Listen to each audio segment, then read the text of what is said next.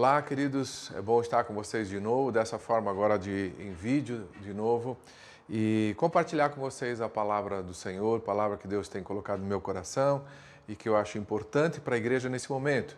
Nesses dias em que está sendo discutido se a igreja faz parte do serviço essencial, se a igreja pode abrir de novo para ter seus cultos ou não.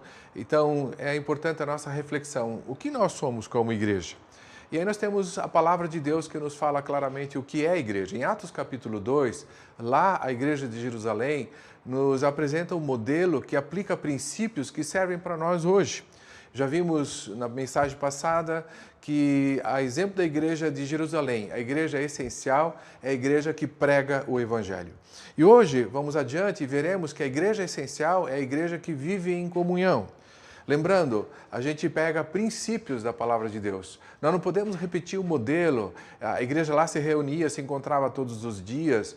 Não significa que nós temos que nos encontrar todos os dias, mas a questão é viver a comunhão. Porque isso é ensino das Escrituras, não só em Atos capítulo 2, mas em toda a parte do Novo Testamento vemos isso. Então, o que diz o texto em Atos 2:42? Eles se dedicavam ao ensino dos apóstolos e à comunhão, ao partir do pão e às orações. Que o Senhor nos dirija nessa reflexão. A igreja essencial é a igreja que vive em comunhão. Nós temos aqui a descrição de uma igreja que praticava a comunhão. E esse versículo ele descreve usando palavras como comunhão, partir do pão, orações e ensino dos apóstolos. Essas palavras deixam claro que se trata de comunhão da igreja. Mesmo a palavra ensino, a expressão ensino dos apóstolos ou a expressão orações, tem no contexto um sentido claro de que a igreja vivia essa comunhão, esse estar junto nessa prática. E o que chama atenção é a primeira palavra do versículo, diz que eles se dedicavam. Ou a outra tradução diz que eles perseveravam na doutrina dos apóstolos.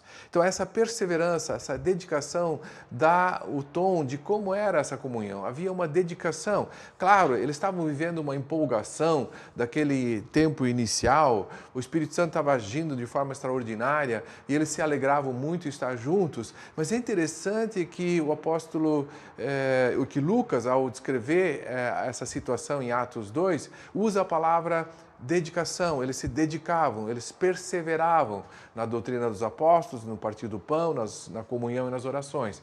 Essa perseverança faz parte da comunhão. A comunhão, para acontecer e para continuar acontecendo, precisa dessa perseverança, dessa dedicação. A comunhão não é assim que vai fluir automaticamente sem a nossa intencionalidade. Nós precisamos ter essa intenção de participar. E a palavra koinonia significa exatamente isso, vida em comunhão. Lemos nos versículos anteriores que naquele dia houve um acréscimo de quase 3.000 pessoas. Acréscimo ao quê?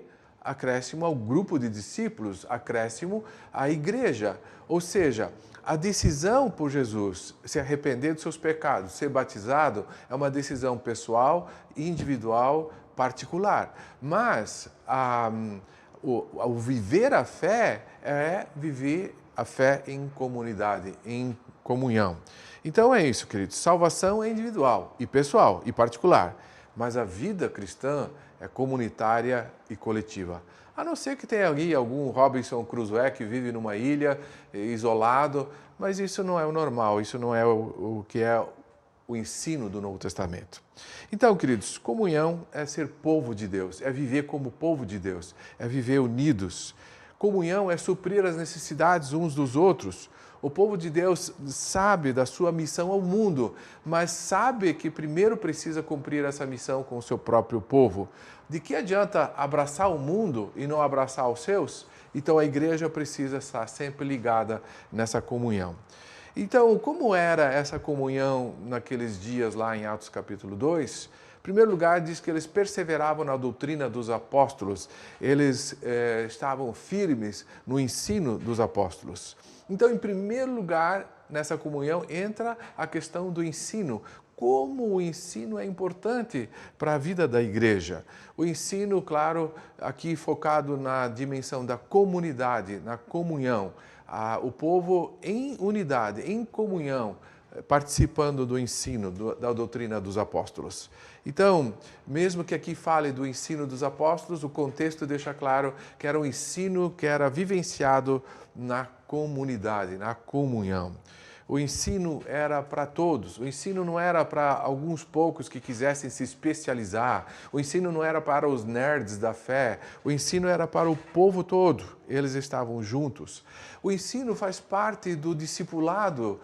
Jesus, quando comissionou seus discípulos a fazerem outros discípulos, ele disse: vão e façam discípulos de todas as nações, batizando-os em nome do Pai, do Filho e do Espírito Santo e ensinando-os a guardar. Faz parte do discipulado, faz parte do modelo da vida de Jesus com seus discípulos. Jesus vivenciou o ensino durante 3 anos, ele caminhou com seus discípulos, ele comeu com seus discípulos, ele vivenciou a vida do dia a dia com seus discípulos nesse contexto, ensinando. Por isso o ensino tem um aspecto muito importante da comunhão. Então eles se dedicavam ao ensino dos apóstolos. O ensino era dos apóstolos, mas os apóstolos tinham recebido esse ensino de quem? Ensino do mestre. Então era ensino do mestre transmitido através dos apóstolos que vivenciaram esse ensino com o seu mestre. Esse é o ensino cristão, ensino vivenciado em comunhão, em grupo, ministrado por pessoas que experimentaram o que estão ensinando. Então, vemos pessoas comuns passando adiante aquilo que aprenderam com o Senhor. É interessante que em Atos capítulo 4, os apóstolos Pedro e João estão diante das autoridades daquela época e testemunhando firme com Jesus, e as autoridades ficaram impressionadas, e diz ali em Atos 4,13, vendo a coragem de Pedro e de João e percebendo que eram homens comuns e sem instrução, ficaram admirados e reconheceram que eles haviam estado com Jesus. Então, o ensino dos apóstolos é o ensino dos discípulos que andaram com Jesus. O ensino de Jesus funcionou na vida dos seus discípulos e agora eles passam isso adiante e esse ensino vai funcionar na sua e na minha vida também. O ensino dos apóstolos. Essa era a prática da comunhão naqueles dias.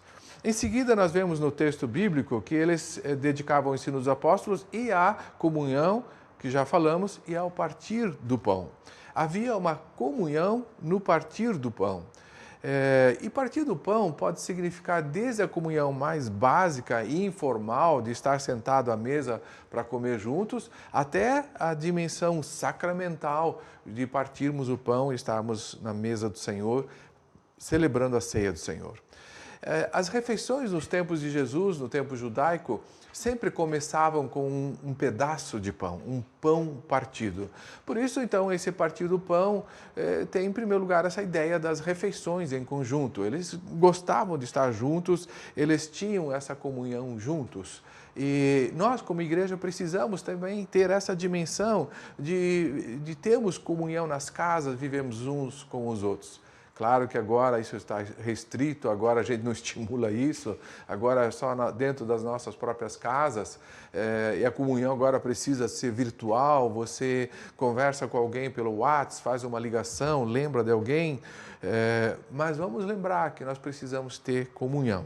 Mas a expressão partir do pão usada por Lucas aqui também deixa claro que se trata do momento da celebração da ceia do Senhor. Porque em Atos 27 diz assim, no primeiro dia da semana, reunimos-nos para partir o pão e Paulo falou ao povo. Pretendendo partir no dia seguinte, continuou falando até a meia-noite. No primeiro dia da semana, reunimos-nos para partir o pão. É claro que Lucas está relatando uma situação de celebração da ceia do Senhor. Então, partir o pão tem a ver com a celebração da ceia. E o que é a ceia? A ceia é a celebração da intimidade da igreja com o seu Senhor, da igreja com Jesus. A ceia celebra a unidade do corpo com a sua cabeça, que é Cristo, o Senhor. Então, a ceia, ela é celebrada na unidade do corpo, no corpo todo, diante de Jesus como cabeça. A igreja local como igreja, como corpo e como parte do corpo de Cristo, celebra a ceia.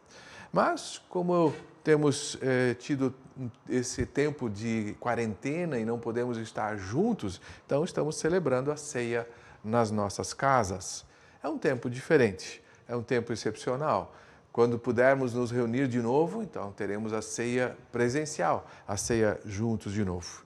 Mas ceia é intimidade com o Senhor, é a mesa do Senhor. E esse é o desafio para nós, vivermos em comunhão, na ceia do Senhor, na intimidade com o Senhor. Celebrando agora nos nossos lares, na diversidade dos nossos lares. Então, comunhão no partir do pão. O texto diz adiante que eles perseveravam, eles se dedicavam também às orações. Então, a igreja vivia a comunhão das orações. E aqui, orações nesse contexto de comunhão. Pessoas em oração com o mesmo propósito, se unindo, participando juntos e se envolvendo com oração.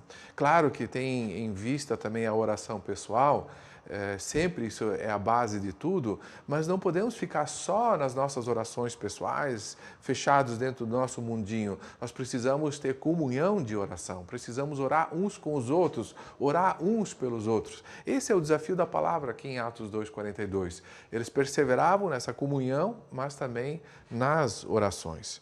Então, vida pessoal de oração precisa ser complementada com comunhão de oração. Você e eu precisamos orar uns com os outros. E precisamos orar uns pelos outros. De novo, vivendo nesse tempo de isolamento social, de distância, então nós usamos os recursos que nós temos, faz uma videochamada, entra em contato com alguém, ora por alguém e assim nós podemos estar envolvidos em comunhão de oração. Participamos de um programa de oração, Oração 21, que foram 21 dias de oração, sempre às 21 horas, organizado pelo pastor Johnny, lá de Rio do Sul. E esse grupo no WhatsApp tinha 160 participantes, sendo que 40 eram nossos aqui da Yale Blue. Eu fiquei muito feliz com isso. Não sei se todo mundo conseguiu manter a regularidade e sempre no horário, também não estive sempre às 21 horas, mas cada dia lembrando de orar por aqueles pedidos e estando junto com familiares e dessa forma em oração. Na semana que passou, na quinta-feira, eu participei de um encontro por streaming de oração na internet com irmãos, principalmente líderes da África, da Ásia, da América do Sul, coordenados por uma missão americana, e tenho certeza, milhares e milhares de líderes estivemos juntos orando pela África, orando pela Ásia, orando pela América do Sul, e realmente nos unindo em oração. Comunhão de oração. Como foi precioso saber que eu estava ligado a irmãos lá do outro lado do mundo, naquele momento, exatamente naquele momento, orando por aqueles pedidos específicos. Então, juntos em oração. Esse é o desafio, comunhão de oração. Podemos usar diferentes estratégias que agora são importantes, mas assim que pudermos estar juntos presencialmente de novo, precisamos intensificar nossa comunhão de oração, nossas orações. Então, reservar espaço nos nossos cultos, nos nossos grupos, nas nossas reuniões ministeriais, sempre para termos oração. E como vai ser bom quando pudermos estar juntos de novo, e juntos de novo, para comer junto, para cantar junto, mas para orar junto, porque isso faz parte da caminhada da vida da igreja. Então, uma igreja que persevera em comunhão. Uma igreja essencial, é a igreja que vive em comunhão. Como podemos aplicar isso na nossa vida? Em primeiro lugar, pratique a comunhão. Busque a comunhão. Como eu já falei, agora de uma forma tão diferente, pense em alguém agora. Alguém que talvez o Espírito esteja te lembrando e grave esse nome, ore por essa pessoa. E talvez você possa fazer um contato com essa pessoa e ver quando é a melhor hora de conversar com essa pessoa. Então, pratique a comunhão de um jeito ou de outro nesses dias agora. Segundo lugar, seja um bom aprendiz. A igreja perseverava na doutrina dos apóstolos. Como está a sua perseverança, a sua dedicação ao ensino dos apóstolos? Você vê que precisa aprofundar-se um pouco mais? No nosso meio, a principal fonte de ensino é o culto. É no culto que nós podemos trazer a palavra do Senhor com impacto, também dentro de um ambiente de comunhão. E então é importante o ensino no culto. Como você tem vindo aos cultos? Você tem aproveitado os cultos para crescer no ensino dos apóstolos? Às vezes me entristece com que facilidade irmãos e irmãs faltam aos cultos, perdendo a oportunidade de perseverar no ensino dos apóstolos. Volto a dizer, ensino dos apóstolos não é só nos cultos, não é só a igreja reunida, cada um pode se dedicar pessoalmente. Mas a ênfase que nós vemos aqui nesse texto é aprendizado em conjunto. Os grupos familiares também são uma excelente oportunidade para aprendermos mais. Claro que o grupo familiar não se propõe a ser um encontro de estudo bíblico, mas o ensino dos apóstolos vivenciado em comunidade é muito forte nos grupos familiares. A prática da vida cristã, o estímulo mútuo de vivermos e aplicarmos a palavra de Deus sempre nos grupos é muito forte. Então, os grupos familiares são uma excelente oportunidade para nós crescermos em ensino. Como crescer nesse momento agora? Claro, agora temos o recurso da internet, você pode assistir vídeos com palavras boas, claro, cuidado, tem tanta coisa que não está centrada na palavra, mas tem coisa boa, então aproveite, tira um tempo para ler um bom livro, para se aprofundar nos estudos da palavra de Deus, do ensino dos apóstolos. Claro, na igreja também nós temos nossos cursos, tem um curso funcionando agora online, à distância, com um grupo que nós estamos estudando juntos. Mas assim que pudermos estar presencialmente, vamos estar juntos de novo. Então, cursos são formas excelentes. Mas, enfim, seja um bom aprendiz. Dedique-se ao ensino dos apóstolos, ao aprendizado dos apóstolos. Em terceiro lugar, como podemos viver comunhão? Pratique a intimidade com o Senhor.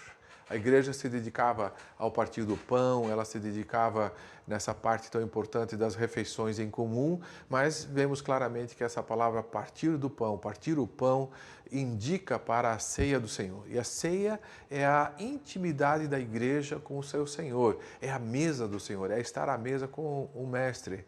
Então, pratique a intimidade com o Senhor você agora. A ceia agora nos lares, mas cada um individualmente tenha intimidade com o Senhor. Teu tempo de adoração, de busca, de entrega, de ouvir o Senhor falar através da palavra ou de diferentes formas, cresça na intimidade com o Senhor. E, enfim, pratique mais oração. Claro, como eu já falei, oração em comunhão, em comunidade, isso agora tem que esperar, mas ore. Talvez você possa fazer uma ligação no WhatsApp, uma ligação telefônica mesmo, e ligar para a pessoa para orar com ela. Faça a ligação e diz, meu irmão, minha irmã, eu liguei para orar contigo. Vamos orar juntos? E comecem a orar no telefone mesmo. É a forma de praticarmos oração também nesse tempo. Que o Senhor nos conduza a intensificarmos, a vivermos essa comunhão de verdade como igreja. Agora sim, nessa dimensão mais virtual, mas com muita sede, com muita vontade de quando voltarmos a poder nos encontrar, termos essa vida de comunhão. Então, queridos, vimos que igreja essencial é a igreja que prega o Evangelho. Vimos hoje que igreja essencial é a que vive em comunhão. E a próxima mensagem vai ser Igreja Essencial causa impacto na sociedade. Vamos ver como podemos ser usados por Deus para fazer diferença no nosso meio, para sermos uma igreja socialmente relevante.